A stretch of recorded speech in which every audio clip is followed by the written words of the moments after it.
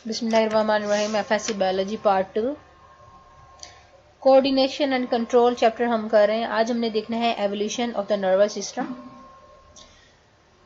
Nervous system के दो हम कहते हैं टाइप्स हैं या दो डिज़ाइन है नर्वस सिस्टम के एनिमल किंगडम में। एक आ जाता है diffuse nervous system. Diffuse nervous system जो है ये सिनिडेरियंस में प्रेजेंट होता है।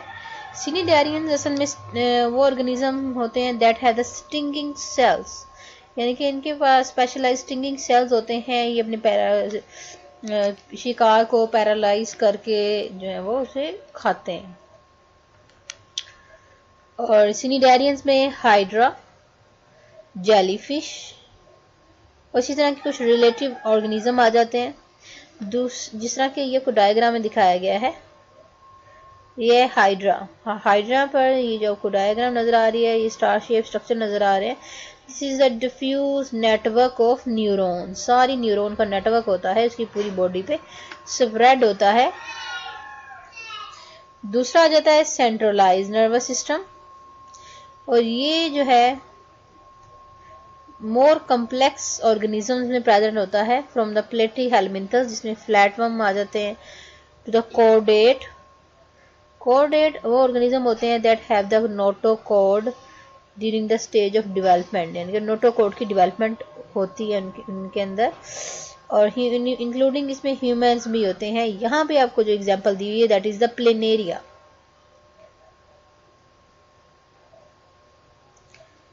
नर्वस सिस्टम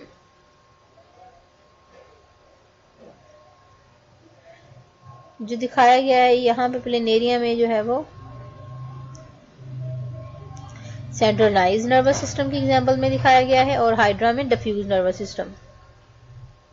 जो फर्स्ट नर्वस सिस्टम था that is earlier nervous system, इसी में एवोल्यूशन हुई है तो सेंट्रलाइज नर्वस सिस्टम बना है।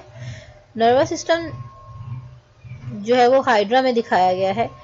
हाइड्रा जो कि सिनिडेरियंस हैं, स्मॉल एनिमल्स होते हैं जो कि सेंडेटरी होते हैं देयर लाइफस्टाइल। सेंडेटरी वो ऑर्गेनिज्म होते हैं जो कि ज़्यादा मूवमेंट शो नहीं करते, एक ही जगह पे या किसी चीज़ के साथ अटैच ही रहते हैं, और ये प्रे करते हैं। और इनको प्रे का और दूसरे जो डेंजर्स होते हैं कि बीइंग इन गल्फ कि कोई दूसरा ऑर्गेनिज्म इसको खा ना जाए, इनको इक्वली इस चीज़ का डेंजर रहता है किसी भी डायरेक्शन से। जो नर्वस सिस्टम इनमें होता है वो कंसिस्ट करता है नेटवर्क ऑफ न्यूरॉन्स, जिसकी पूरी बॉडी पे स्प्रेड हुआ है। अब नेटवर्क जो होता है न्यूरॉन्स का, इनमें प्रेजेंट होता है इनकी एक्टोडर्म और एंडोडर्म में, यानी कि एक्टोडर्म और एंडोडर्म के दरमियान नेटवर्क होता है इनके अंदर नर्वस सिस्टम का।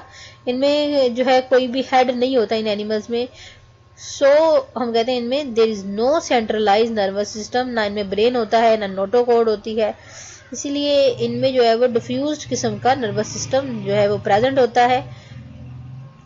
इसका हम कहते हैं a cluster of bodies of the neurons forming the ganglia can be seen. Cluster of body जो है वो इसके माउथ रीजन में यहाँ पे दिखाई गई है। सेल बॉडीज का जो क्लस्टर होता है उसे गैंग्लिया बोलते हैं।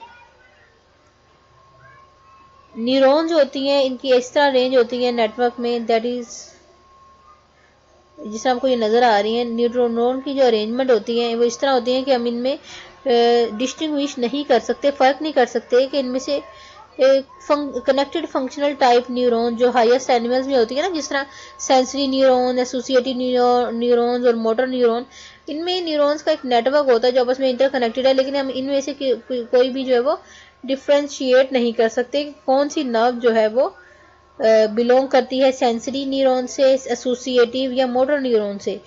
इनके न्यूरॉन्स का ही सिंपल न्यूरॉन्स जो हैं वो आपस में इंटरकनेक्टेड होती हैं इनके एक्टोडर्म और एंडोडर्म के दरमियान, लेकिन इनमें डिस्टिंग्विशिंग जो हम कहते हैं फंक्शनल टाइप की न्यूरॉन्स नहीं प्रेजेंट होती, ना ही इनके पास कोई स्पेशलाइज सेंस ऑर्गन होता है। इसलिए कहते हैं कि कोई भी अप्रोप्रिएट जो स्टिमुलस अगर दिया जाए हाइड्रा को तो वो रिस्पॉन्स शो करते हैं। ऑलमोस्ट उनकी पूरी बॉडी जो है वो रिस्पॉन्स शो करती है एज ए यूनिट के तौर पे। और इसके अलावा इनके टेंटिकल्स जो होते हैं, ये जो आपको नजर आ रहे हैं, ये मोर सेंसिटिव होते हैं और रिएक्ट करते हैं टू द स्टिमुलस इंस्टेंटेनियसली।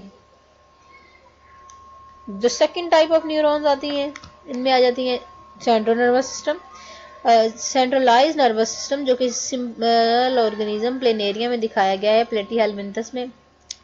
और इनमें जो आपकी बुक में दिया गया है, वो साथ में इन्होंने डिफरेंस भी दिए हुए हैं कि सेंट्रलाइज नर्वस सिस्टम में क्या क्या ऐसे कैरेक्टर्स होते हैं जो कि सिंपल डिफ्यूज नर्वस सिस्टम में प्रेजेंट नहीं होते। तो जो प्लेनेरिया में दिखाया गया है, this is the beginning of the centralize nervous system.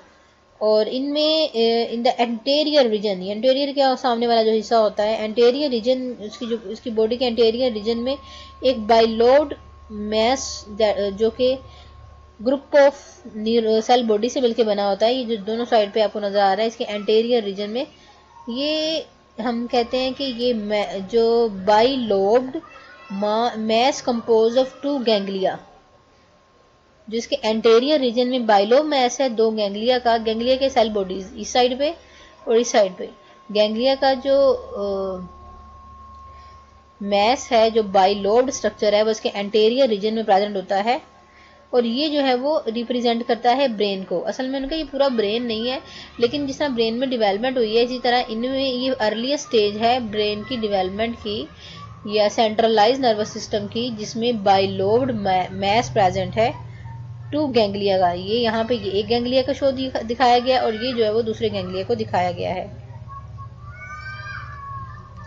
और ये गैंग्लिया जो है वो रिसीव करते हैं और सेंड करते हैं इम्पल्स को to the different parts of the body.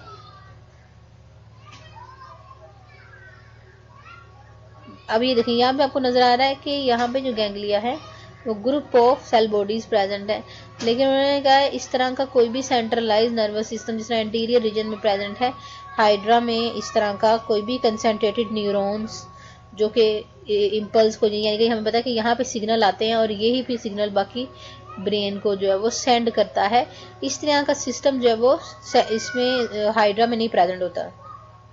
इसी तरह प्लेनेरिया में या सेंट्रलाइज नर्वस सिस्टम में डिफरेंशिएशन होती है न्यूरॉन्स की। अब न्यूरॉन की डिफरेंशिएशन क्या है? 3 फंक्शनल टाइप ऑफ न्यूरॉन, यानी कि इसमें तीनों प्रेजेंट होती हैं, sensory, associative and the motor neuron.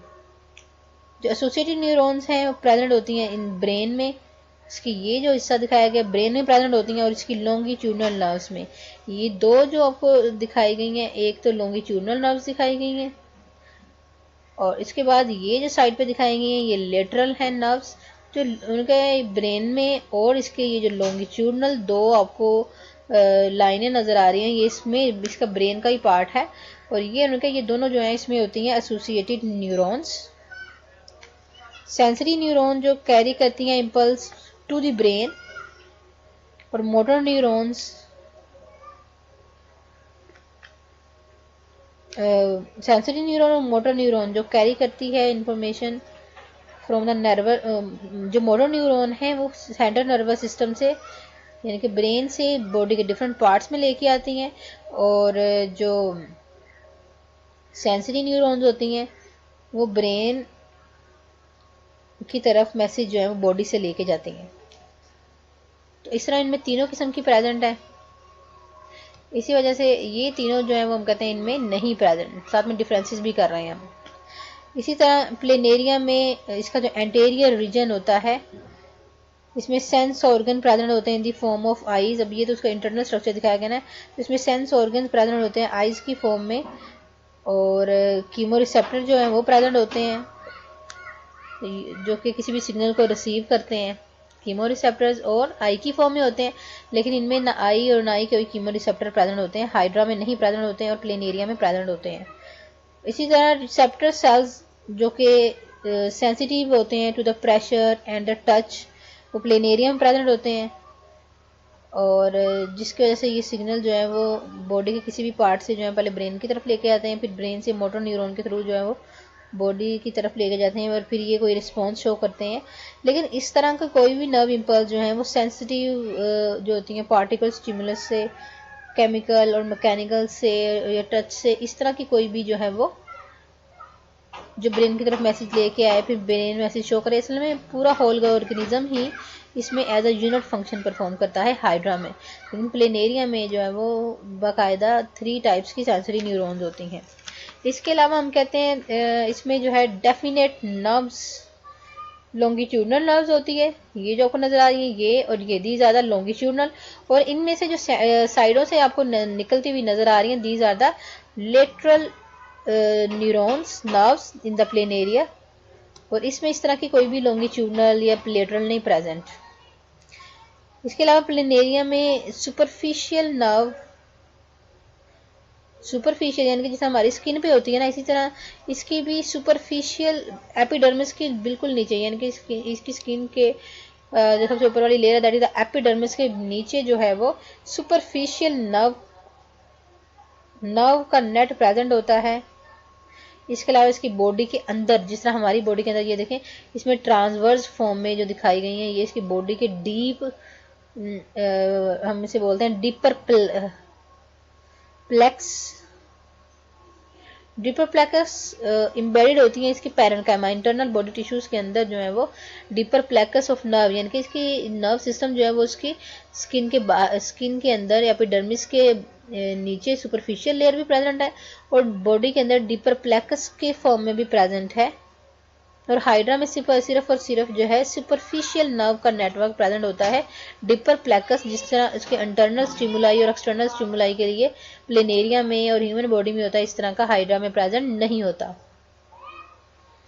उसके बाद आता है nervous system in the human nervous system सबसे कम्प्लेक्स नर्वस सिस्टम कंसीडर किया जाता है और हमारा नर्वस सिस्टम जो होता है वो सेंट्रलाइज नर्वस सिस्टम होता है और इसको हम जो है वो इसकी क्लासिफिकेशन करते हैं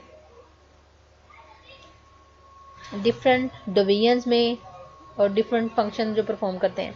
नर्वस सिस्टम को हम डिवाइड करते हैं 2 कैटेगरीज में, सेंट्रल नर्वस सिस्टम और the peripheral nervous system. Central nervous system जो है इसमें ये रिसीव करता है और प्रोसेस करता है इंफॉर्मेशन को और कोई भी एक्शन जो है वो इनिशिएट करता है हमारा सेंट्रल नर्वस सिस्टम, इसमें हमारा ब्रेन आ जाता है। और जो पेरिफेरल नर्वस सिस्टम है, पेरिफेरल नर्वस सिस्टम जो है वो ट्रांसमिट करता है सिग्नल किसके दरमियान, हमारी बॉडी के दरमियान और सेंट्रल नर्वस सिस्टम यानी कि ब्रेन और बॉडी के दरमियान का जो कनेक्शन होता है that is a peripheral nervous system.